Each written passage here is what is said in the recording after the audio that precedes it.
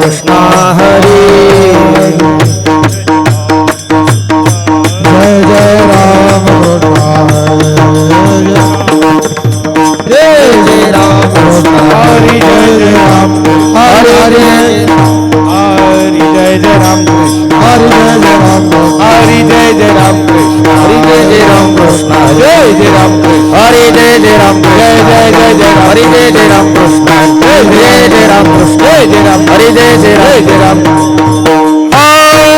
रूप पाहतालोचनी रूप पाहतालोचनी रूप पाहतालोचनी रूप पाहतालोचनी सुख झाले व साजनी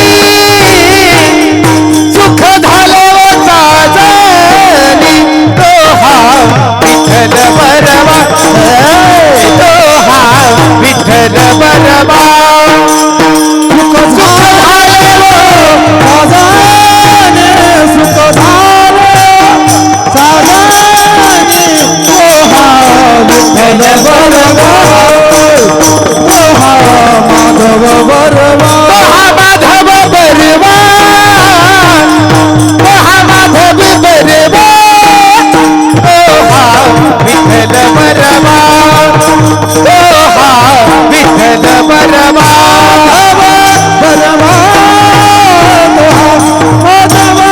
बरवा बरवा तो हा विठ्ठल बरवा तो हा विठ्ठल बहुधा सुकृताची जोडी हो बहुधा सुकृताची जोडी बहुधा सुकृताची जोडी बहुधा सुकृताची जोडी म्हणून विठ्ठली आवडी म्हणून विठ्ठली आवडी तो हा विठ्ठल बरवा तो हा विठ्ठल बरवा म्हणून विठ्ठली आवडी म्हणून विठ्ठली आवडी तो हा विठ्ठल बरवा तो हा विठ्ठल बरवा माधव बरवा तो हा माधव बरवा तो हा विठ्ठल बरवा तो हा विठ्ठल बरवा माधव बरवा तो हा माधव बरवा तो हा विठ्ठल बरवा तो हा विठ्ठल बरवा सुखाचे आगर बाप रखुमा देवीवर बाप रखुमा देवीवर बाप रखुमा देवीवर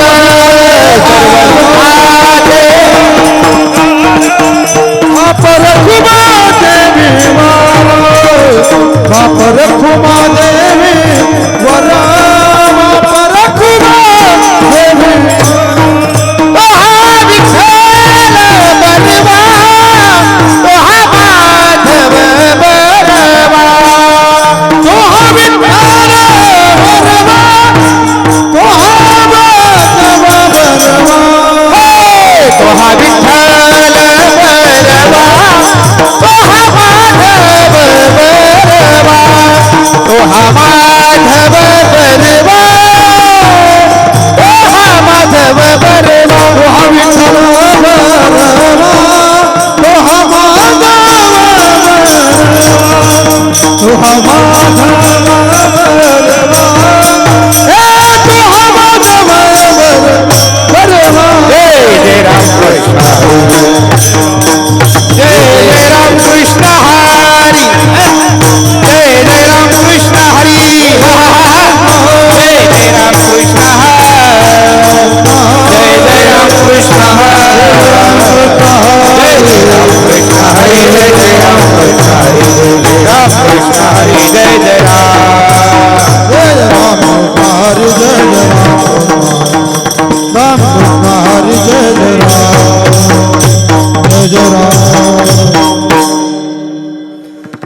याती कुळ माझे गेले हार कोणे याते कुळ माझे गेले हार याते कुळ माझे गेले हरपो याते कुळ माझे गेले हार श्रीरंगा वाचोनी अनोनेने श्रीरंगा वाचोनी आणोने श्रीरंगा वाचोनी आणोने आ किती ओ शिकवाल मज वेळो वेळा किती ओ शिकवाल मज वेळो वेळा मी तया गोवळा रचलिये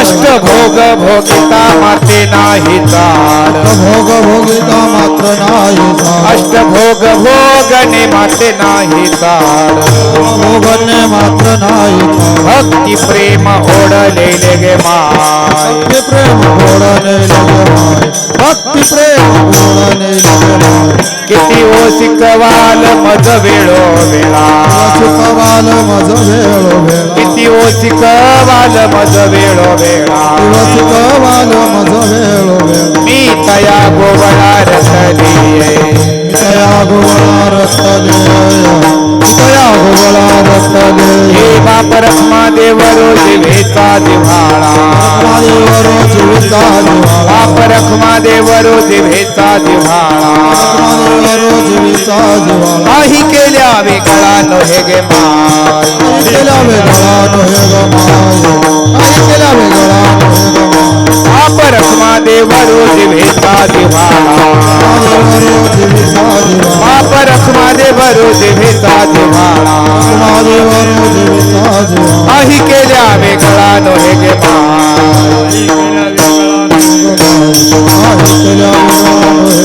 हे किती शिकवाल मज वेळो वेळा किती ओ शिकवाल मज वेळो वेळा नितया गोवळा रतलिये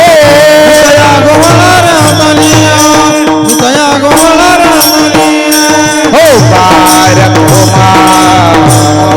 कुमार जय कुमार हो बारक कुमार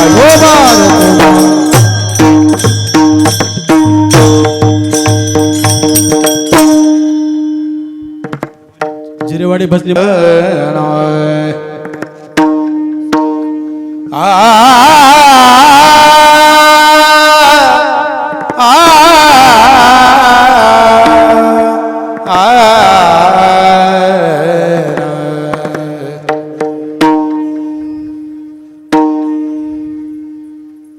यती कुळ माझे गेले हरपोने यती कुळ माझे गेले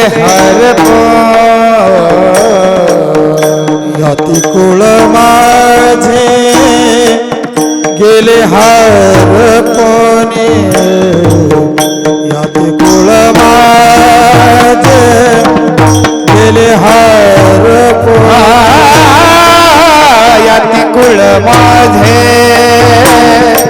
गेले याती कुळ माझे गेले हरपोनी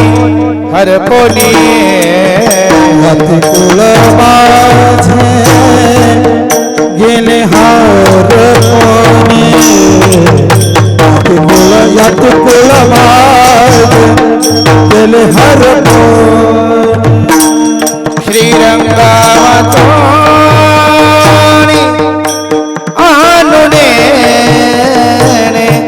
श्रीरंगा वाचोनी श्रीरंगा वाचोनी अनुनेने अनुनेने अनुनेने श्रीरंगा वाचोनी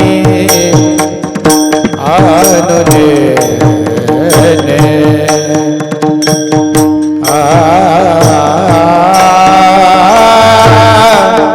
अनुनेने श्रीरंगा वाचोनी अनुनेने अनुनेने अनुनेने अनुनेने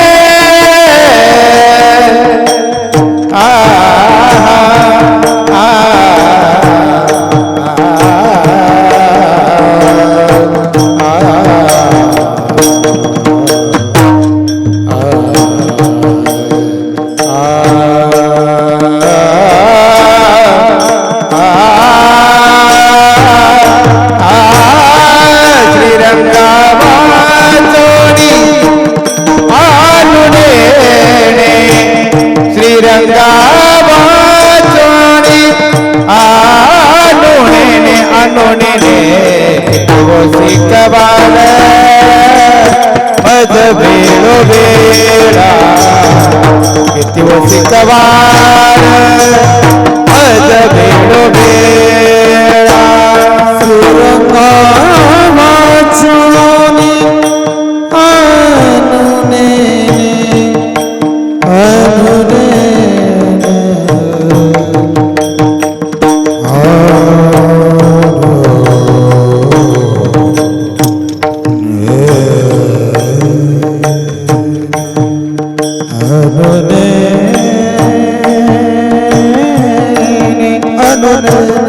तिरंगावतोनी अनुनेने तिरंगावतोनी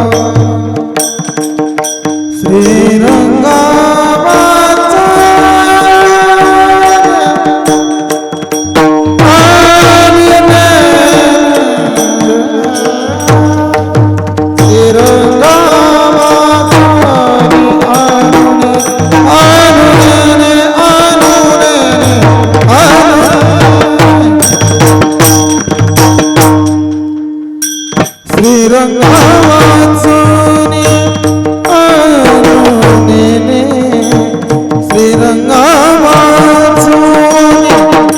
अनुनेने किती सुखवा मज वेळा किती सुखवा मज वेळा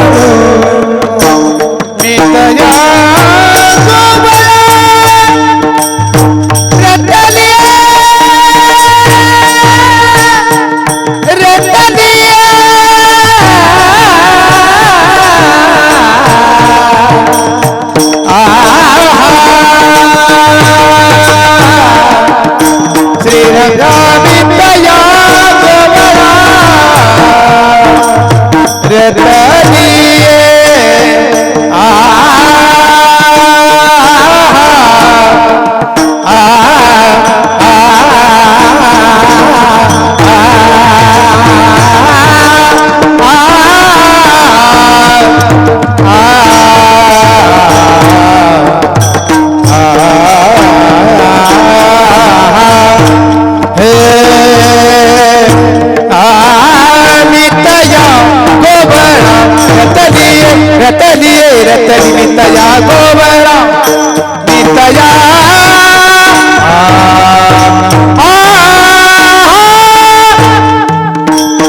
मितया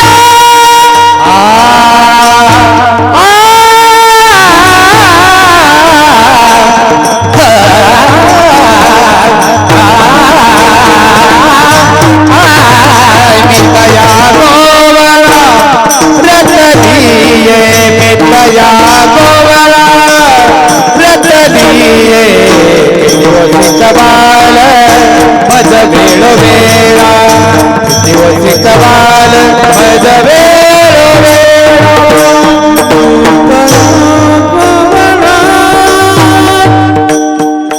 रतनी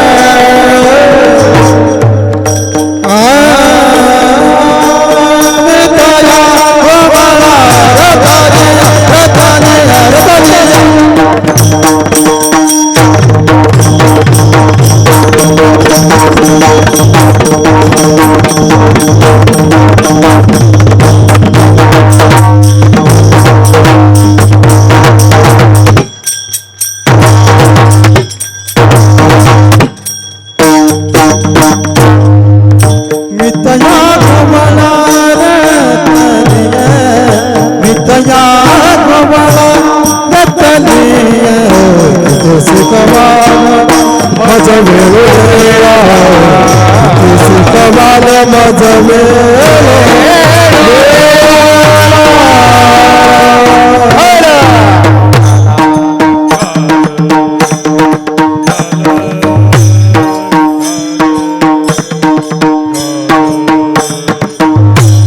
हाताने टाळी मुखाडी नामशंकरण विठ्ठल विठ्ठल विठ्ठल विठ्ठल विठ्ठल बोला कुंडलिक हरे हरे विठ्ठल श्री ज्ञानदेव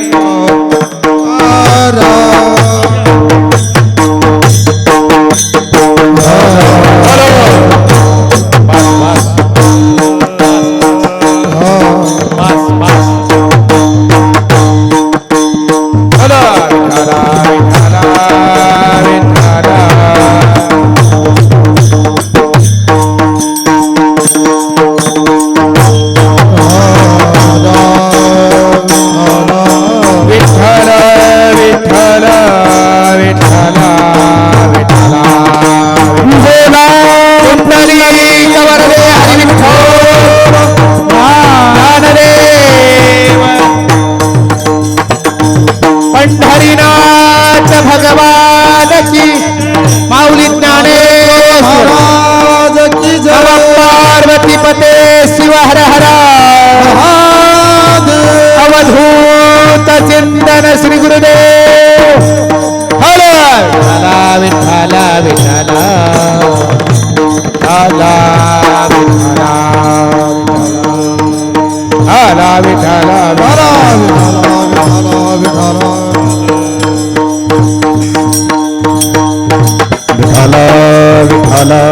विठ्ठल विठ्ठल विठ्ठल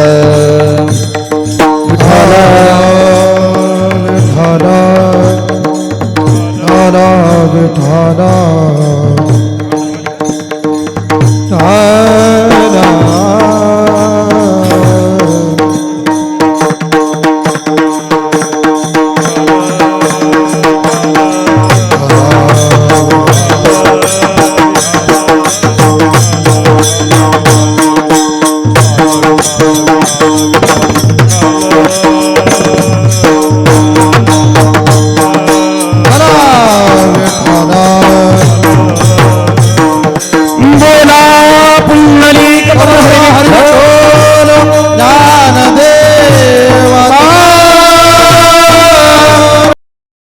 याती कुळ माझे गेले हरपुणी याती कुळ माझे गेले हरपुणी श्रीरंगा वाचोनी अनुनेने किती हो शिकवाल मज वेळो वेळा मी तया गोवळा रतलिये अष्टभोग भोगणे माते नाही चाड अष्टभोग भोगणे माते नाही चाड भक्ती प्रेम सोकले लगे माये किती हो शिकवाल मज वेळो वेळा मी तया गोवळा रतलिये बाप रुक्मादेवीवर जिभीचा जिव्हाळा बाप रुक्मादेवीवर जिभीचा जिव्हाळा काही केल्या वेगळा नोहे गे माये किती वो शिकवाल मज वेळो वेळा मी तया गोवळा रतली समचरण सरोजम सांद्रणीलांबुदाभं जगननी तपानी मंडलम मंडलानां तरुण तुलसीमाला कंदरो कंजनेत्रो सदैव धवलासं विठ्ठलं पांडुरंग करू प्रथम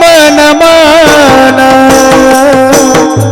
पांडुरंगा करू प्रथम नमन हो पांडुरंग करू प्रथम अनुरंग करो प्रथम हो पांडुरंग करू प्रथम नमन पांडुरंगा करू प्रथम नमन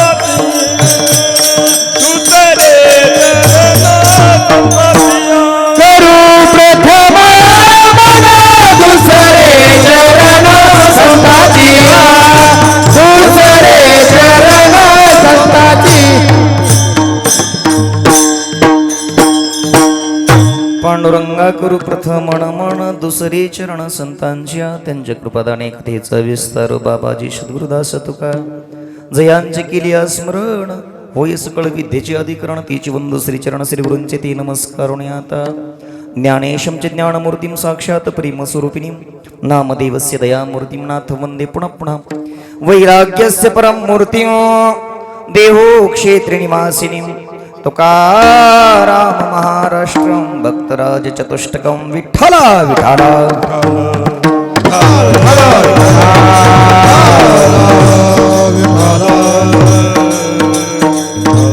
यातिकुळ माझे गेले हरपोणी श्रीरंगा वाचुनी अनुनेने किती हो शिकवाल मज वेळोवेळा मी तया गोवळा रतलिये.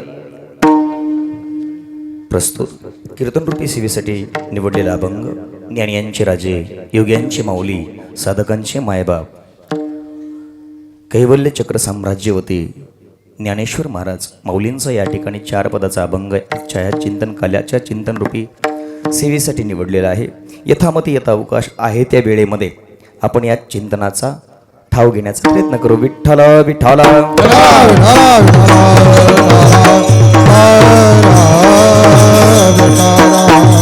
निमित्त तर या ठिकाणी भगवान दत्तात्रयांच्या जन्मोत्सवाच्या निमित्ताने सारडगावकर मंडळी नणंदकर मंडळी सर्व पंचकृषीतील सर्व भाविकांच्या अथांग परिश्रमातून या ठिकाणी चालू असलेला श्रीमद भागवत ज्ञान यज्ञ सोहळा आणि सोहळ्याची सांगता काल्याच्या कीर्तनाने विठ्ठला विठ्ठला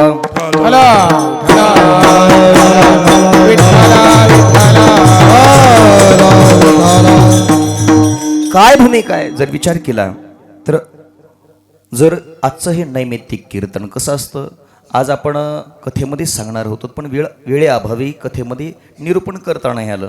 आता आपण भगवान दत्तात्रेयचं थोडंसं चरित्र पाहूयात पुन्हा अभंगाचा ठाव घेऊया आणि भगवंताची लीला सांगून आपण काल्याचं दत्त माझी माता दत्त माझा पिता दत्त माझी माता माता दत्त माझा पिता हो दत्त माझी माता दत्त माझा पिता दत्त माझी माता दत्त माझी माता दत्त माझा पिता दत्त माझी माता दत्त माझा पिता दत्त माझी माता दत्त माझा दत्त माझी माता बहीण बंधू चुलता दत्त माझा बहीण बंधू चुलता दत्त माझा दत्त माझे गुरु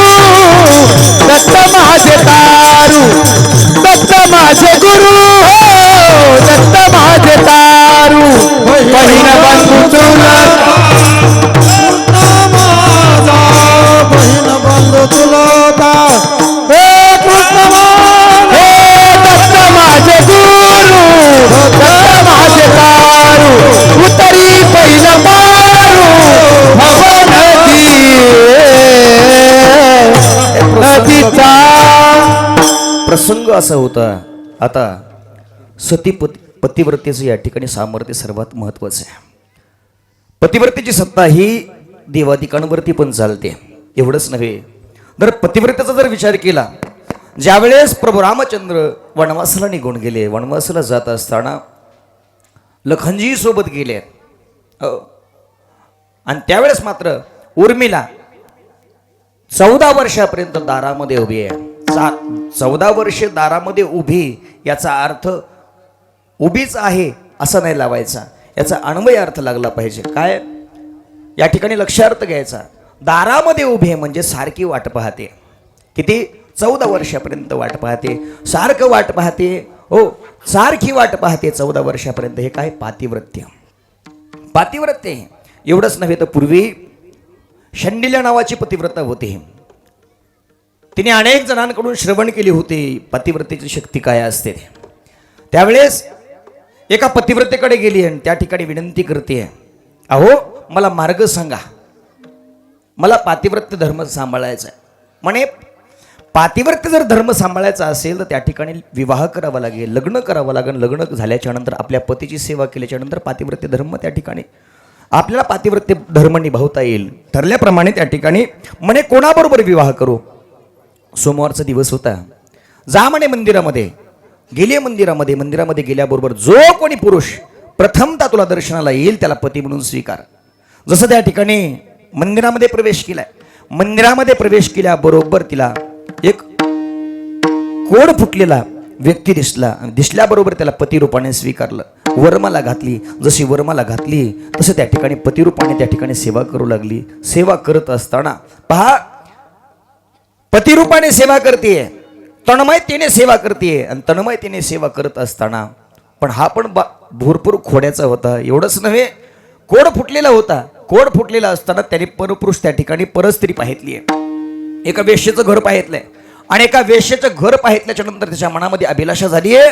म्हणा मला या वेश्येकडे जायचंय, एक दिवस मला एक रात्र त्या वेश्येकडे राहायचंय, अशी अभिलाषा आपल्या पत्नीकडे केली. कोण पतिव्रता अशी आहे की त्या ठिकाणी आपला पती इतरांच्या घरी जावा अशी अभिलाषा धरणारे. परंतु त्या ठिकाणी शंडिल्य अशी होती की आपला पती नाराज झाला नाही पाहिजे, आपला पती हा माझ्यासाठी परमेश्वर आहे. अशा दृष्टीने त्या ठिकाणी पतीची नितांत सेवा करते. सेवा करत असताना एक दिवस होऊ दे, तुझा पती गतप्राण होऊ दे, त्याला मी जिवंत करते. त्रिभुवनाचं सूत्र बदलत होतं. त्यावेळेस मात्र अनुसया मातेच्या एका शब्दामुळे त्या ठिकाणी हे चित्रक्रियन बदलून गेलं. बदलल्याबरोबर त्या ठिकाणी अनुसया मातेने सांगितलं, चिंता करू नकोस. सूर्योदय झाला. त्या शंडिल्याचा पती गतप्राण झाला. जसा गतप्राण झाला, अनुसया मातेने स्वसामर्थ्याने त्याला जिवंत केलं. जसं जिवंत केलं त्यावेळेस मात्र त्या ठिकाणी त्याचा कोड फुटलेला जो काही रोग होता तो कोडही निघून गेला आणि अतिशय सुंदर त्याला स्वरूप प्रदान झालं. त्यावेळेस मात्र ही चर्चा एका ठिकाणी थांबली नाही, तर त्रिभुवनामध्ये चर्चा पांगली होती. त्या त्रिभुवनामध्ये एकच चर्चा होती. अनुसया माता, सती अनुसयाचं सामर्थ्य जिकडे तिकडे गगनामध्ये पसरलं होतं. पसरलं असताना त्या ठिकाणी नारदजी अचानक त्रिभुवनाचं भ्रमण करत असताना पार्वती आई साहेबांकडे गेल्या कैलासावरती गेल्याबरोबर त्या ठिकाणी नारदजी म्हणतायत, नारायण नारायण असं. ज्यावेळेस त्या ठिकाणी नारायणाचा उच्चार केला, अहो नारदजी कसे आहात, बरं आहे ना त्रिभुवनामध्ये? अहो म्हणे कुणाची चर्चा नाही, फक्त एका सतीची चर्चा चालू आहे सध्या त्रिभुवनामध्ये. कोण आहे त्या सतीची? सती अनुसयेची. आमच्यापेक्षाही त्या पतिव्रता आहेत. हो म्हणे, अहो सगळी त्रिभुवनामध्ये चर्चा त्यांची चाललेली आहे. अशी ज्यावेळेस त्या ठिकाणी चर्चा कानावरती पडली, महाराज काही पण सहन होईल. आपल्या पत्नी समोर दुसऱ्याच्या पत्नीची जर त्या ठिकाणी चर्चा केली का कालची भाजी खूप छान झाली होती, एवढं जरी म्हटलात तरीही तुम्हाला 2 दिवस त्रास सहन करावा लागतो. तुमचा माझा नाही, हे व्यवहारातलं बघा. झालं हेच. आता पार्वती आई साहेबांसमोर आता चर्चा सुरू झाली सती अनुसया मातेची. सती अनुसया त्या ठिकाणी मग आता पार्वती आई साहेबांना लागलीच काही क्षणामध्येच फोन फिरवला. कुणाला? सत्यलोकामध्ये ब्रह्मदेवाच्या पत्नीला सावित्रीला फोन केल्याबरोबर सांगितलं, म्हणे अरे आपल्यापेक्षाही एक पतिव्रता आहे. कोण आहे? सती अनुसया. हो. त्यावेळेस मात्र तिने पुन्हा लक्ष्मीकडे फोन फिरवला. तिघी एक ओटल्या. तातडीची मीटिंग घेतली. कसं काय असं होत आहे? माणसाला मत्सर सहन होत नाही महाराज. कुणाची जर प्रगती होत असेल ना, माणसाच्या मनामध्ये अलगत मत्सर येतो. मत्सराची व्याख्या शास्त्रकार सांगतात, मत्तः अग्रेसरती इति मत्सर. काय? दुसऱ्याचा उत्कर्ष पाहून ज्यावेळेस अंतकरणामध्ये जळण होते ना, ऐका, दुसऱ्याची प्रगती पाहून अंतकरणामध्ये जी जळण होते त्याला मत्सर म्हणा. मत्सर प्रत्येकाच्या अंतकरणामध्ये मत्सर करून जागा करून बसलेला आहे. शेजाऱ्याने ट्रॅक्टर घेतला तर याला रात्रभर झोप येत नाही. काय कारण आहे? मत्सर आहे. हो, एक वेळेस मच्छर परवडला पण मत्सर परवडत नाही. मच्छर परवडला, मच्छरासाठी आपण काय करू शकतो? मच्छरदाणी आणू शकतो, गुड नाईट लावून झोपू शकतो. जर अंतकरणात मत्सर असेल ना, मखमली बिछण्यावर जरी झोपला ना तुम्ही, झोप येणार नाही येत झोप. अंतकरणामध्ये तो झोपच येऊ देत नाही मत्सर. या तिघींच्या मनामध्ये मत्सर निर्माण झाला. आमच्यासारख्या त्रिभुवनामध्ये पतिव्रता नाही आहेत.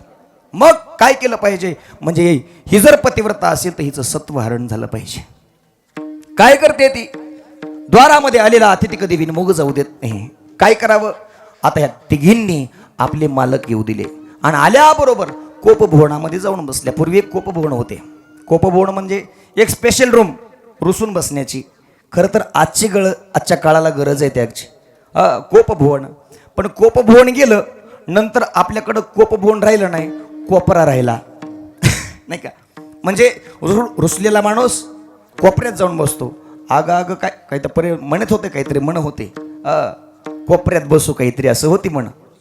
हा, रुसूबाई रुसू कोपऱ्यात बसू. म्हणजे कोपभवन गेलं आणि तेवढा फक्त कोपरा शिल्लक राहिला. आता तर तो कोपरा पण राहिला नाही. माणसं डायरेक्ट डिसिजन घ्यायला लागले. काय करायचं, निर्णय डायरेक्ट घेतात. असा निर्णय घेण्यापेक्षाही एक कोपभवन किंवा कोपरा तरी आता जिवंत असला पाहिजे. विठ्ठल विठ्ठल.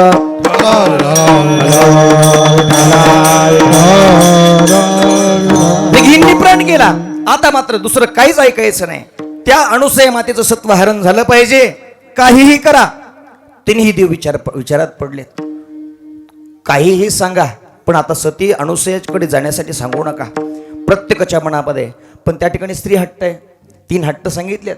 राजहट्ट, बालहट्ट आणि स्त्री हट्ट. बालहट्ट त्याला 100ची नोट द्या, चालत नाही, फाडून टाकतं, फेकून देतं. त्याला 1 रुपयाची चॉकलेटच पाहिजे असते. त्याला बालहट्ट म्हणा. स्त्री हट्ट कशाला म्हणायचं, किंवा राजहट्ट कशाला म्हणायचं. राजहट्ट, रात्रामध्ये नोटा बंद झाल्या, कोणी काही बोलू शकलो नाही, म्हणजे हा राजहट्ट आहे. राजाच्या हट्टापुढे कुणाचं काही चालत नाही. आणि स्त्री हट्ट, स्त्रीच्या हट्टापुढेही कुणाचं काही चालत नाही. एखाद्या वेळेस जर दिवाळीला सांगितलं मला आता नेकलेस हवंय, दिवाळीला सांगावं 15 दिवसांनी अगोदर, आणि नेकलेस वेळेत नाही यावं, मग पहा सगळीकडे फटाके वाजतात, यांच्या घरी भांडे वाजतात, भांडे रस्त्यानं पण पळतात. एवढा त्या ठिकाणी धिंगाणा करतात. म्हणजे स्त्री हट्ट आहे.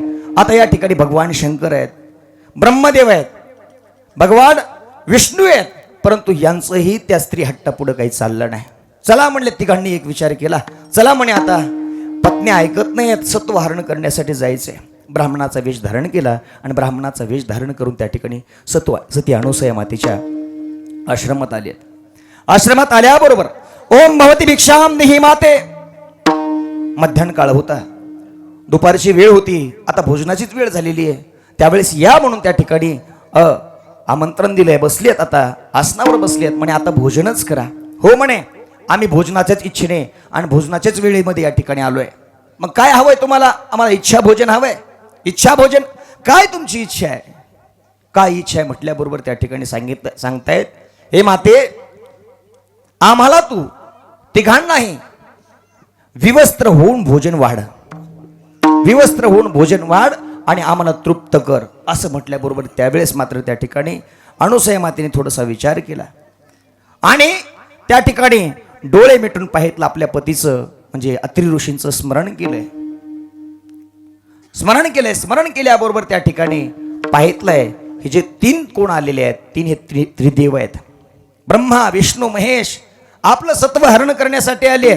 असं पाहितल्या बरोबर त्या ठिकाणी आपल्या पतीच्या चरणाचं तीर्थ कमंडलूमध्ये ठेवलं होतं. कमंडलूतील तीर्थ घेतलं, अभिमंत्रित केलं आणि तिन्ही देवाच्या अंगावर टाकलं. जसं अंगावर टाकलं त्या ठिकाणी तिन्ही देव छोटे छोटे सुंदर असे बालक झाले.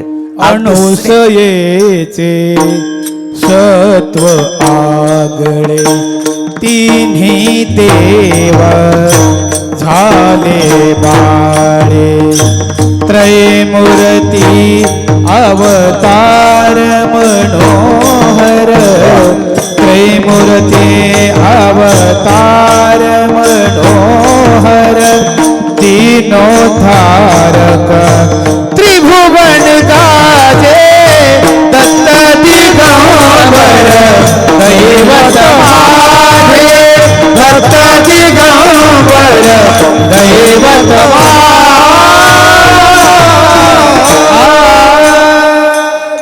भगवान दत्तात्रेयाचा जन्म झाला. त्यावेळेस मात्र त्या ठिकाणी 3 देव आहेत, ब्रह्मा विष्णू महेश. ब्रह्मदेव दुर्वासा झाले आहेत,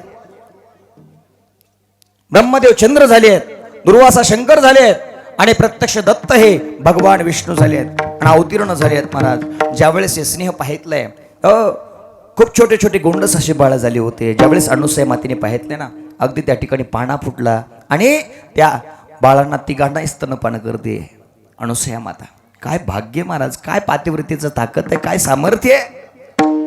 त्रिभुवनाचे मालक, अखिल कोट ब्रह्मांड नायक भगवान परमात्मा अनुसया मातेला स्तनपान करत आहेत. यशोदेची त्या ठिकाणी आठवण येते नाही का. यशोदेची कानाला भगवान परमात्म्याला आठवण येते. म्हणजे हे सामर्थ्य फक्त पतिव्रतेच आहे. पतिव्रता म्हणून असा या ठिकाणी भगवान परमात्म्याचा आज जन्म झाला. त्यावेळेस मात्र त्या ठिकाणी भगवान तिन्ही देव प्रसन्न झाले. आता काय करावं.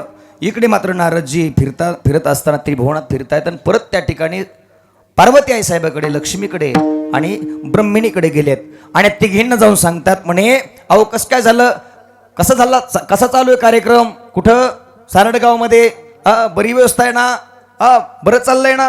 हो म्हणे बरं चाललंय. आता पण तुमचे पती तुमच्या कामाचे राहिले नाहीत, त्यांना आता एक एक पाळणे आणा. काय आणा, आता पाळणे तुम्ही सोबत ठेवा. का म्हणे काय झालं, तुमचे पती आता छोटे छोटे बाळ झालेत म्हणे. धावतच गेल्या आश्रमामध्ये जसं गेल्या का त्यावेळेस मात्र त्या ठिकाणी अनुसया मातेच्या अंगणामध्ये त्या ठिकाणी तिन्ही बालक खेळत होते. नेमके झोपले होते, पाळण्यात टाकले होते. पाळण्यात टाकले असताना तिघी गेल्या आणि तिघी त्या ठिकाणी म्हणतायत आमचे पती इथं आले होते. हो कोण, मी ब्रह्मिणी आहे. ब्रह्मदेव आले होते, भगवान शंकर आले होते, भगवान विष्णू आले होते. मग कुठे गेले म्हणे, तुमचे पती पाळण्यात झोपलेत म्हणे, आपापली ओळखा आणि घेऊन जा. जसे त्या ठिकाणी घेऊन जाण्यासाठी आता पार्वती पुढे सरसवली बघते आणि सेम सारखे दिसतात तिघं पण. आता कोणाला उचलावं, जर अचानक आपण एखाद्याला हात लावा नेमके निघावे ब्रह्मदेव, काय करावं, पातिव्रत्य भंग होईल. आता मात्र चिंता पडली. लक्ष्मी पुढे सरसवली, नाही म्हणे माझे पती मला माहिती आहे, शांताकारम भुजगशयनम पद्मनाभम सुरेशम विश्वाधारम गगनस. नाही माझे पती मला ओळखता येतात. जशी पुढे सरकावली सेम सारखे दिसत आहेत. आता हात लावणार इतक्यामध्ये परत विचार करते, भगवान शंकर असले तर काय करू. तिन्ही देव्यांचं त्या ठिकाणी सत्वहरण झालं आणि त्यावेळेस मात्र तिन्ही देव्या अनुसया मातेला शरण गेल्या. माते तू मात्र या ठिकाणी आमचं आता तूच आम्हाला या संकटातून वाचवू शकतेस, आमचे पती आम्हाला परत दे. तिन्ही देव प्रसन्न झाले, परत त्या ठिकाणी मूळ स्वरूपामध्ये आले आणि मूळ स्वरूपामध्ये येऊन त्या ठिकाणी जसे त्या ठिकाणी भगवान परमात्मा आता निघून जातात ना तिन्ही देव, त्यावेळेस मात्र अनुसया मातेचं मातृत्व जागं झालं. मातृत्व जागं झाल्याबरोबर त्या ठिकाणी विनंती करते अनुसया माता. अनुसया माता म्हणते, हे देवा, हे प्रभू, तुम्ही माझ्यापासून दूर जाताय ना, पण मला आता तुम्ही मातृत्वाची चाहूल दिली आहे. काय मातृत्वाची चाहूल दिली आहे. मग आता तुम्ही जर मातृत्वाची मला चाहूल दिली आहे ना, मग आता मला असं वाटतंय तुम्ही माझ्या घरी पुत्ररूपाने यावेत, पुत्ररूपाने यावेत म्हणून असं ज्यावेळेस सांगतायत त्यावेळेस मात्र भगवान परमात्मा तिन्ही देवांनी आशीर्वाद दिले. माते आम्हाला पण मातृत्वाची चाहूल लागली. आम्हीही तुझ्या पोटी तिन्ही एकाच रूपाने अवतार धारण करू आणि भगवान परमात्मा आता मात्र त्या अनुसया मातेच्या पोटी उदरामध्ये प्रगट झाले. आणि आजचा दिवस आहे पौर्णिमेचा. आज या ठिकाणी आज पाचचा वेळ आहे बरं का भगवान दत्तात्रयाचा जन्माचा. किती 5च्या सुमारास त्या ठिकाणी भगवान दत्तात्रय जन्माला आलेले आहेत. मग त्या ठिकाणी अनुसया माता मात्र त्या ठिकाणी प्रसूत झाल्यात. आजचा तो दिवस आहे. सुंदर त्या ठिकाणी पद्धतीने या ठिकाणी अनेक त्या ठिकाणी दीनदुबळ्यांना पीडितांना तारण्यासाठी भगवान परमात्म्याने घेतलेला अवतार आहे. या ठिकाणी भगवान दत्तात्रय आजही या भ्रमणामध्ये या ब्रह्मांडामध्ये विचरण करतात. एवढंच नव्हे, रात्रीच्या वेळेला विश्रांतीसाठी हे गिरनार पर्वतावर जातात. सकाळी स्नानासाठी गाणगापूरला येतात. दुपारची भिक्षा गाणगापुरामध्ये मागतात आणि पुन्हा त्यानंतर कोल्हापूरला जातात आणि सायंकाळी परत गिरनार पर्वतावर जातात. असं भ्रमण मात्र नित्य त्या ठिकाणी भगवान दत्तात्रयांचं चालूच आहे. श्रीपाद स्वामींच्या स्वरूपामध्ये भगवान दत्तात्रयच अवतीर्ण झाले. नरसिंह स्वामी सरस्वती महाराजांच्याही रूपामध्ये भगवान दत्तात्रयांनीच अवतार धारण केला. श्री स्वामी समर्थांच्या रूपाने भगवान दत्तात्रयांचाच अवतार आहे. विठ्ठला विठ्ठला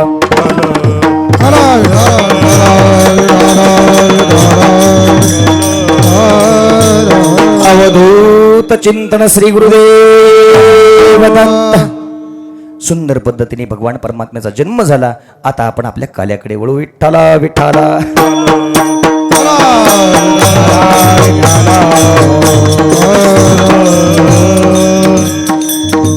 या तिकुळ माझे गेले हरपुणे श्रीरंगा वाचोनी आणून.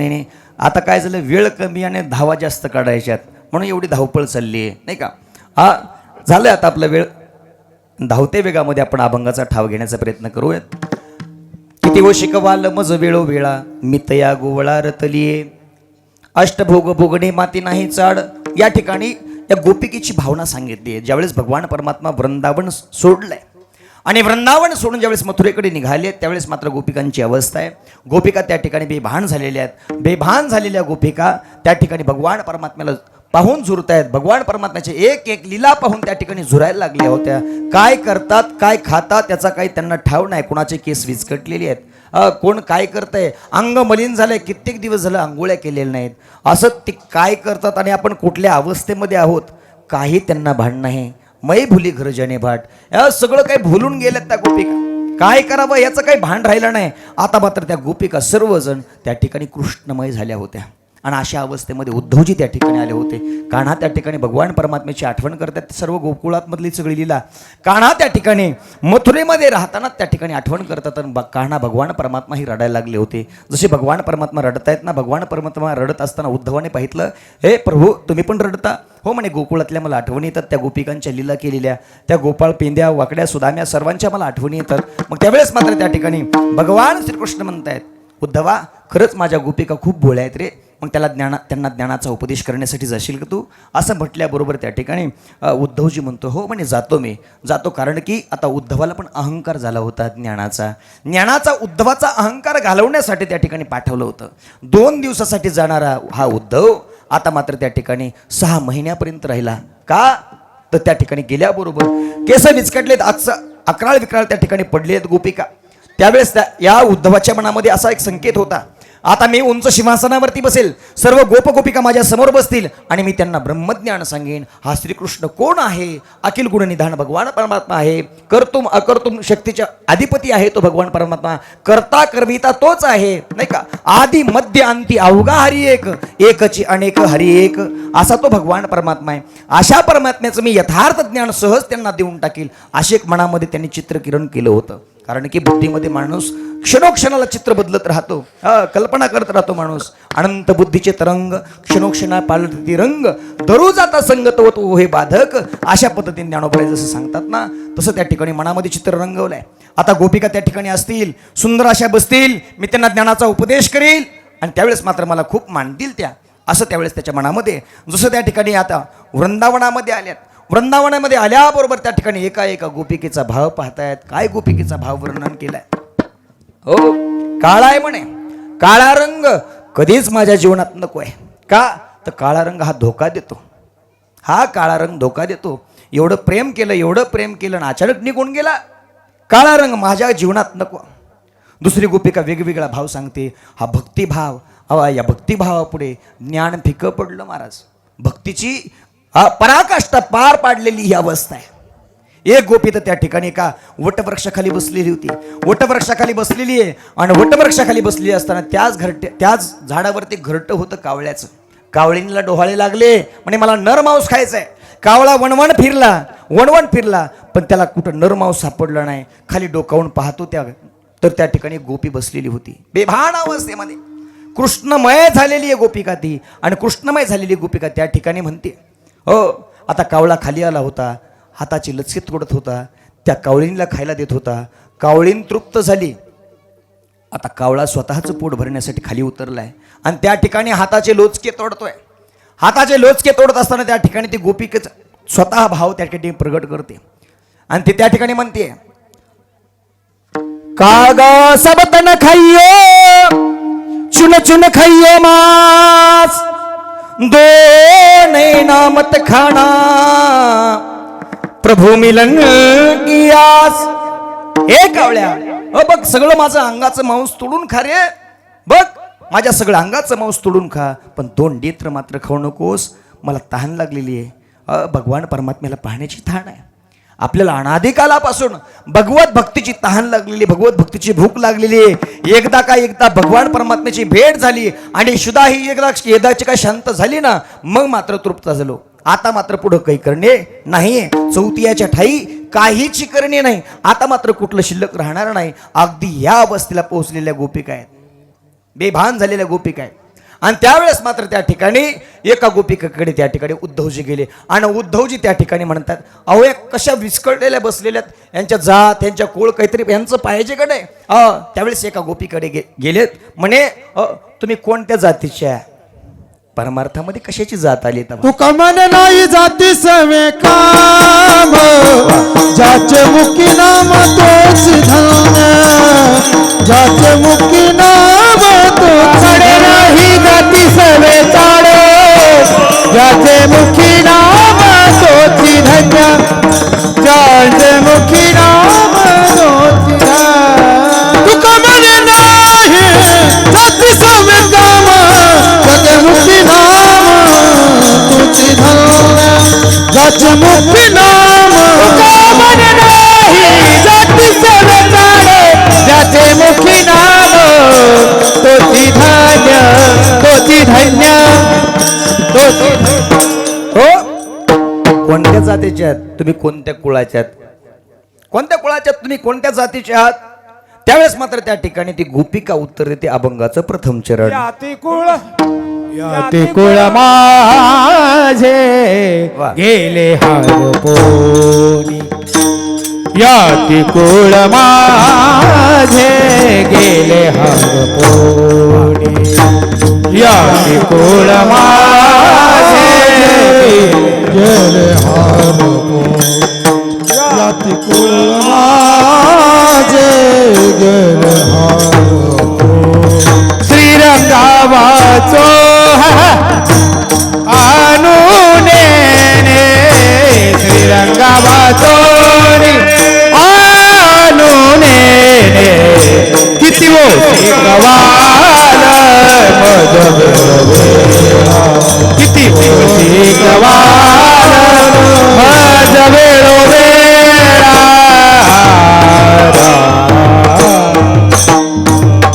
म्हणे कोणत्या जातीच्या आहात तुम्ही, कोणत्या कुळातल्या.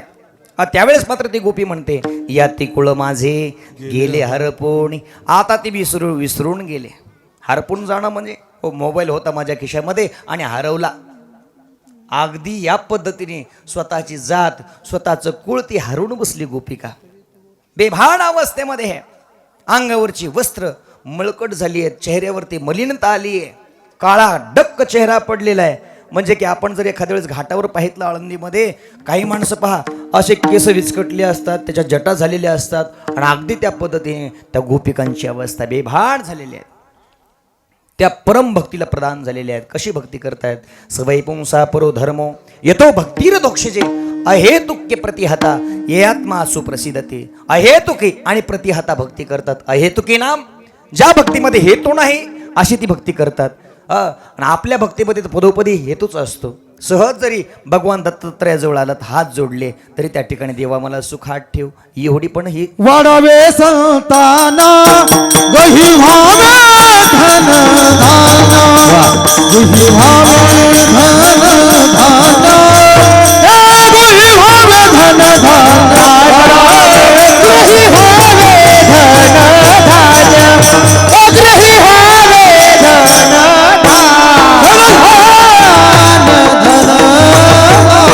वाढावे संतान गृही व्हावे धनधान्य. घरामध्ये धनधान्य असावं. देवा मला सुखात ठेव. प्रपंचासाठीच आपली मागणी आहे. मागणी प्रपंचासाठीच आहे. आपण कधी म्हणत नाही देवा मला तू प्राप्त कधी होशील, मला तुझं दिव्य दर्शन पाहायचं आहे. जसं अर्जुनाला दाखवलंस ना दिव्य दृष्टी देऊन, तसं मला तुझं दर्शन पाहायचं आहे. अशी कधीतरी आपण अभिलाषा केली का? किंवा एखादे मोठे महात्मे आलेत आपल्या गावामध्ये आणि त्यांना कधीतरी आपण असं विचारलंय का, मला सांगा ना भगवंताची कृपा माझ्यावरती केव्हा होईल? पुसावेसे हेची वाटी जे जे भेटे तयासी, देव कृपा करील मज काय लाज राखेल माझी, तो भगवान परमात्मा लाज राखेल मला, माझ्यावरती तो कृपा करेल का? असं कधीतरी विचारो महाराज. आपण कधीतरी भगवान परमात्म्याला दर्शनाला गेल्याच्या नंतर असं आपण म्हटलं पाहिजे, देव मला तुझं दिव्य दर्शन पाहायचंय, मला तुझं स्वरूप पाहायचंय, जे अर्जुनाला दाखवलंयस ना तेच मला पाहण्याची इच्छा आहे. असं कधीतरी कोणीतरी त्या ठिकाणी अभिलाषा करून गेलंय? नाही गेलो महाराज आतापर्यंत. पण त्या गोपिका ह्याच स्वरूपाला भुललेल्या होत्या. त्यांनी त्या ठिकाणी दिव्य दर्शन भगवान परमात्म्याचं पाहितलं होतं. भक्तीमध्ये वेड्या होत्या. ज्ञान देण्यासाठी गेलेला हा उद्धव त्या ठिकाणी 6 महिने राहून ज्ञान श्रवण केलंय. बघा त्या ठिकाणी ती गोपी म्हणते, या तिकुळ माझे गेले हरपुणे श्रीरंगा वाचोने आणूनेने.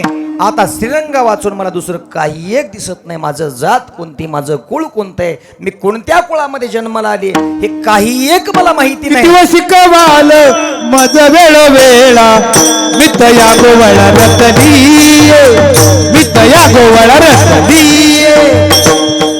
हे किती शिकवाल मज वेळ वेळा मितया गोवळा रतनीये, मितया गोवळा रतनीये.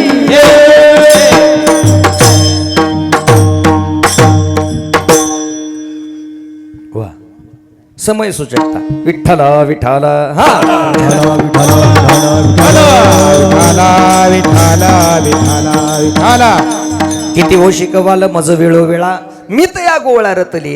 हो म्हणे काय आवडतं तुम्हाला, आवडीनवडी परत विचारायला लागले. म्हणजे गोपिकेचा मनाचा ठाव घेतात त्या ठिकाणी उद्धवजी. किती ठाव घेत आहेत हो सांगा, नेमकी तुमची आवड काय आहे. आता काहीतरी बोलल्याशिवाय त्या ठिकाणी मार्ग तरी कसा निघेल, त्यांच्या भावना तरी कशा कळणार आहेत. समजा तुमच्या नवीन गावामध्ये आलोय, भजन्यांना बोलतोय मी, अहो कसे आहात तुम्ही, बरे आहात का, तुमच्या गावामध्ये पीक पाणी बरं आहे का. असं माणूस काय करतो, पाहुणा भेटल्याच्या नंतर काहीतरी म्हणतो म्हणजे बोलण्यासाठी वाट, बोला की वाट पाडतो, पाहतो नाही पाडतो. वाट पडल्याच्या नंतर पुढचा मार्ग सोपा होतो, असं बरोबर आहे. नवीन पाहुणा आला, कधी बघितलं नाही काही नाही, हो फलण्याचे पाहुणे आहेत, इथला इवाई आहे किंवा मी नाही, जवळ बसलेत आणि जवळ बसल्याच्या नंतर त्या ठिकाणी एकमेकाला बोलायला लागलेत. मग बोलताना मात्र काय एकमेकाचं तोंडच पाहतात थोडं वेळ. आणि ज्यावेळेस त्या ठिकाणी बोलण्यासाठी काहीतरी आपल्याला करायचंय, मग त्यावेळेस मग महाराज हो सांगा ना, तुमच्या गावाकडं पाऊस पाणी कसं आहे, बरं पडलं का, तुमच्या गावाकडं पीक पाणी कसं आहे, इथून सुरुवात असते. मग पुन्हा फलाण्याची इकडं दिली, फलाण्याची इथलं इथं आली, असं झालं तसं झालं, अमुक झालं तमुक झालं, हे प्रपंचातलं बरोबर आहे. मग हाच व्यवहार या ठिकाणी उद्धवजींनी वापरला. सुरुवातीला जात विचारली, स्वरूप पाहितलं अगोदर, मळकट वस्त्र झालेल्या गोपिका आहेत म्हणे, यांना ब्रह्मज्ञान सांगायचंय, यांच्यापासून त्या ठिकाणी वाटचाल करायची आहे, कसं सांगावं, काहीतरी त्या ठिकाणी वाट पाडावी. वाट पाडण्यासाठी त्या ठिकाणी जवळ बसलेत आणि पुन्हा विचारतायत, तुमचं कुळ कोणतं आहे, तुमचं गोत कोणतं आहे. मग त्या ठिकाणी श्रीरंगा वाचोनी आणूनेने.